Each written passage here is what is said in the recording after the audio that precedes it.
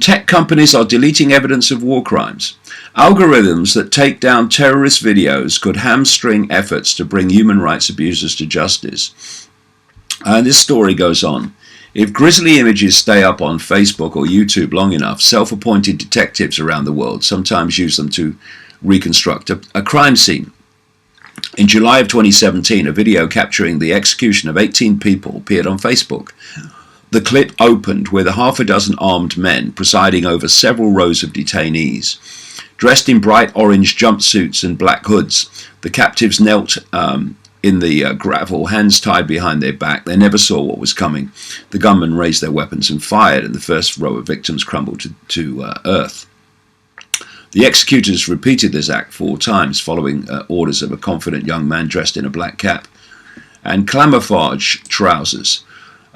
And if you slowed the video down frame by frame, you could see that his black t-shirt bore the logo of Al-Sainqua Brigade, an elite unit of the Libyan National Army. This was clue number 1. This happened in Libya. Facebook took down the bloody video, whose source has yet to be conclusively determined, shortly after it surfaced. But it existed online long enough for copies to spread to other social networking sites. Independently, human rights activists, prosecutors, and other internet users in multiple countries scoured the clip for clues and soon established that the killings had occurred on the outskirts of Benghazi. The ringleader, these investigators concluded, was an Al-Sainqua commander. Within a month, the International Criminal Court had charged this commander with the murder of 33 people in 7 separate incidents from June 2016 to July 2017, and killings that landed on Facebook. In an International Criminal Court arrest warrant, prosecutors relied heavily on digital evidence collected from social media sites. But this commander has so far evaded justice. But human rights activists still hail the case as a breakthrough for a powerful new tool: online open source investigations. Even in no-go combat zones, war crimes and other abuses often leave behind an information trail. By piecing together information that becomes publicly accessible on social media and other sites, internet users can hold the perpetrators accountable. That is, unless algorithms developed by the tech giants expunge the evidence first. Shortly after this arrest warrant was issued for this commander, a Syrian open source investigator in Berlin noticed something that distressed him. User-generated videos depicting first-hand accounts from the war in Syria were vanishing from the internet by the thousands. This man called Katlib, Hadi al-Katlib, is the founder of the Syrian Archive, a collective of activists that since 2014 has been scouring for digital materials posted by people left behind in Syria's war zone. And the Syrian Archive's aim is to build a kind of visual documentation relating to human rights violations and other crimes committed by all sides during the 8-year conflict. In the late summer of 2017, Katib and his colleagues were systematically building a case against the regime of Bashar al-Assad in much the same way. They had massed scores and scores of citizens' accounts, including videos and photos that purportedly showed Assad's targeting hospitals and medical clinics in bombing campaigns. We were collecting, archiving, and geolocating evidence using all sorts of verification techniques. Then one day we noticed that all the videos we had been through, all of a sudden, all of them were gone. It wasn't a sophisticated attack by pro-Assad forces that wiped out their work. It was the ruthlessly efficient work of machine learning algorithms deployed by social networks, particularly YouTube and Facebook. And this is now another example of what is happening across the board in terms of algorithms, where without even human input, once the codes are written, information is disappearing from the internet, and it's what Orwell described as down the memory hole. And because information leads to perception, this constant and increasing algorithmic censorship to kind of mop up anything that you don't want people to see, and sometimes even some things you do want people to see by accident. I'm sure the establishment in America would have wanted anything attacking Assad to be seen. But algorithmic censorship is not a perfect tool. With taking down stuff you target, you can also take down stuff you've not targeted. But the principle is the same, that algorithms now are making information disappear on a monumental industrial scale.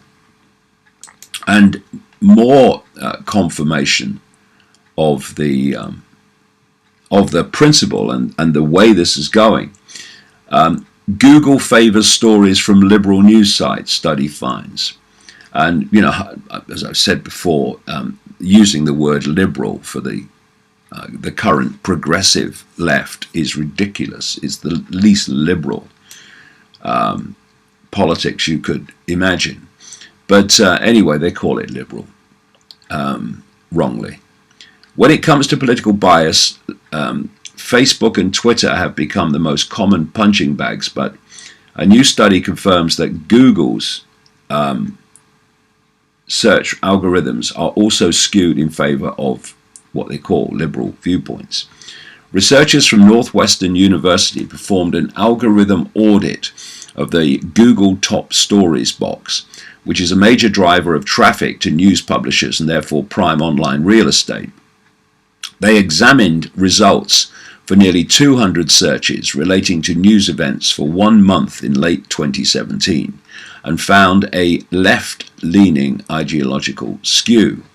The researchers did allow some leeway for Google to defend itself, however, saying that while the left-leaning bias was detected, it is possible that the dominance of particular sources is a result of successful strategic behavior by those sources to achieve algorithmic recognizability. But whatever the reason, liberal sources still far eclipse conservative ones.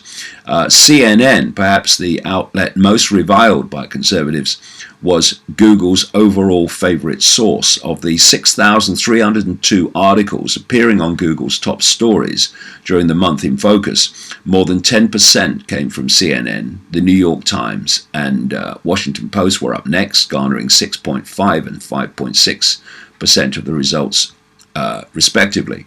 Fox News, the most right-wing of mainstream outlets, was the source of only 3% of stories appearing in the top box. Then it was back to liberal outlets, as it calls it, with the BBC, USA Today, Los Angeles Times, The Guardian, Politico, and ABC News filling out the rest of the top 10. Overall, 62.4% of the most common stories were left-leaning, while only 11% were said to be right-leaning.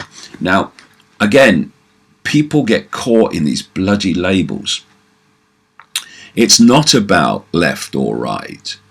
It's about whether you're challenging the agenda or not, or whether you're supporting the agenda or not.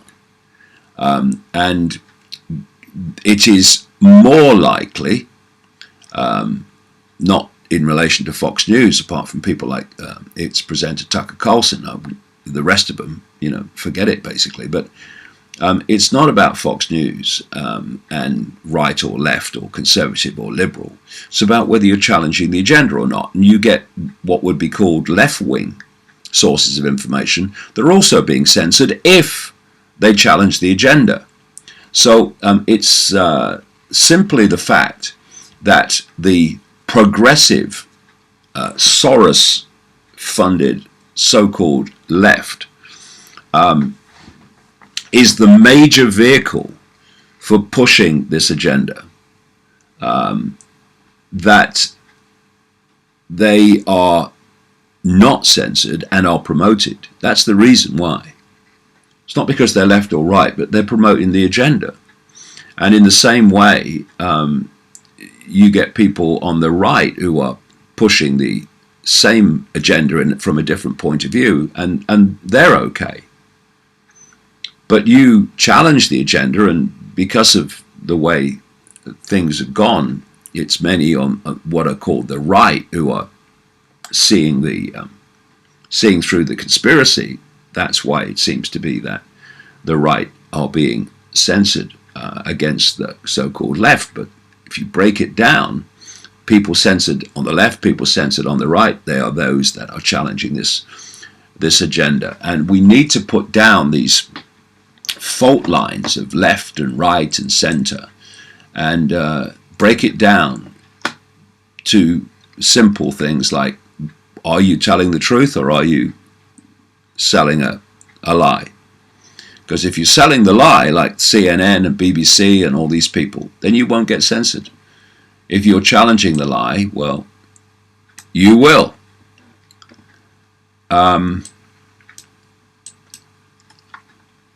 Another example, and it's very simple. If you want to pick out the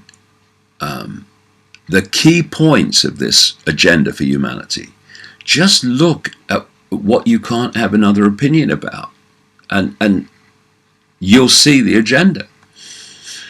And here's another one. Facebook punishes groups for questioning human impact on climate change, because climate change is a human-caused climate change. That hoax is a massive part of the agenda to justify the transformation of human society. So if you have another opinion on that, well, you're going to get censored. Facebook is now punishing groups on its platform that question the impact of human activity on climate change. The Facebook group God Emperor Trump, which, if they really mean that and they're not having a laugh, means they've kind of misguided themselves, received notification on Monday that members of their group had posted content that is rated false by the platform's chosen fact-checkers, like Soros-funded organizations and such like. Something that Big League Politics revealed the platform will use to demolish the group's frequency on the news feed, prevent potential new members from being shown the group, and otherwise reduce its engagement and growth. This is exactly what this disgusting organization Facebook do. Because, like I said earlier, they're just fronts for the Pentagon and the intelligence community. The content Facebook claimed was inaccurate was a video featuring the famous businessman and public speaker Dan Paine, who says that the extent of man's impact on climate change is overblown because the business world does not even acknowledge it as a fact. According to Paine, if the world was set to be submerged due to impacts of climate-caused global warming in as soon as 12 years, which is what people like this Congresswoman Alexandria Ocasio-Cortez is ludicrously claiming, there would be no investment in coastal areas like Florida, which would certainly sink. And that climate change is highly cyclical, and it is naive to assume humans have such a large impact on the planet, all of which is basically and blatantly true. The article Facebook used to fact-check the claim hardly demolishes Paine's point, but rather says he may be inaccurate. At this point, Facebook not only requires that volunteer moderators determine the veracity of news, but also that they become well read on the intricacies of climate change and use this knowledge to police opinion and content. This campaign against so-called false news in groups that has been happening for some time and could easily be weaponized. It is being weaponized. If users were to gain access to partisan Facebook groups from the other side of the aisle, they could easily use this feature to post blatantly fake news in an effort to decrease engagement and reach those groups. The scale of this now is extraordinary, and it's happening so fast.